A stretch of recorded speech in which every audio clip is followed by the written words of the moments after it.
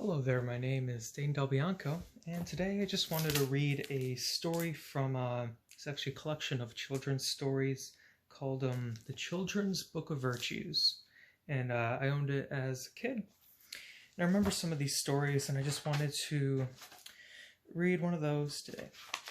And that story would be The Little Hero of Holland, adapted from Etta Austin Blaisdell and Mary Frances Blaisdell. Holland is a country where much of the land lies below sea level. Only great walls, called dikes, keep the North Sea from rushing in and flooding the land. For centuries, the people of Holland have worked to keep the walls strong so that their country will be safe and dry. Even the little children know the dikes must be watched every moment, and that a hole no larger than your finger can be a very dangerous thing. Many years ago, there lived in Holland a boy named Peter. Peter's family was one of the men who tended the gates and the dikes, called sluices. He opened and closed the sluices so that ships could pass out of Holland's canals into the great sea. One afternoon in the early fall, when Peter was 8 years old, his mother called him from his play. "Come, Peter," she said. "I want you to go across the dike and take these cakes to your friend, the blind man. If you go quickly and do not stop to play, you will be home again before dark." The little boy was glad to go on such an errand, and started off with a light heart. He swayed with the poor blind man a little while to tell him about his walk along the dike, and about the sun and the flowers and the ships far out at sea. Then he remembered his mother's wish that he should return home before dark, and bidding his friend goodbye, he set out for home. As he walked beside the canal, he noticed how the rains had swollen the waters, and how they beat against the side of the dike, and he thought of his father's gates. "I am glad they would be strong," he said to himself. "If they gave way, what would become of us? These pretty fields would be covered with water. Father always calls them the angry waters. I suppose he thinks they're angry at him for keeping them out so long." As he walked along, he sometimes stopped to pick the pretty blue flowers that grew beside the road, or to listen to the rabbits' soft tread as they rustled through the grass.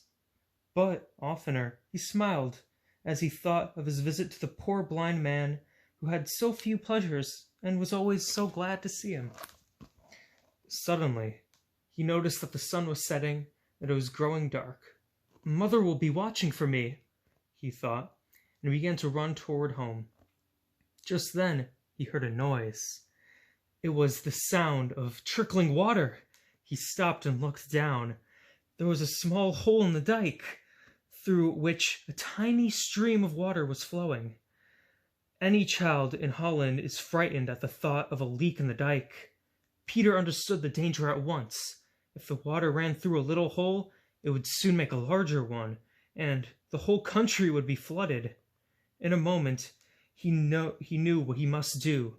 Throwing away his flowers, he climbed down the side of the dike and thrust his finger into the hole.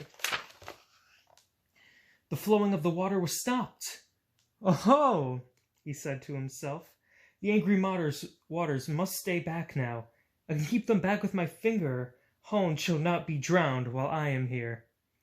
This was all very well at first, but it soon grew dark and cold. The little fellow shouted and screamed.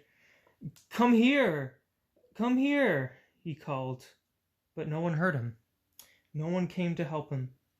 It grew still colder, and his arm ached, and began to grow stiff and number. He shouted again, "Will no one come? Mother! Mother!" But his mother had looked anxiously along the dike road many times since sunset for her little boy, and now she had closed and locked the cottage door, thinking that Peter was spending the night with his blind friend, and that she would scold him in the morning for staying away from home without her permission. Peter tried to whistle, but his teeth chattered with the cold. He thought of his brother and sister in their warm beds, and of his dear father and mother. "I must not let them be drowned," he thought. "I must stay here until someone comes, even if I have to stay all night. The moon and stars looked down on the child crouching on a stone on the side of the dike. His head was bent and his eyes were closed, but he was not asleep, for every now and then he rubbed the hand that was holding back the angry sea. I'll stand it somehow, he thought, so he stayed there. Early the next morning, a man going to chop thought he heard a groan as he walked along the top of the dike. Looking over the edge, he saw a child clinging to the side of the great wall. "What's the matter?" he called. "Are you hurt?" "I'm keeping the water back," Peter yelled. "Tell them to come quickly."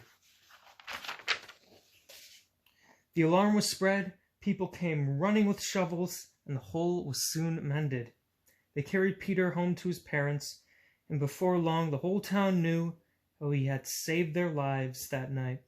To this day, they have never forgotten the brave little hero of Holland. Peter. Nice story. I hope you enjoyed it.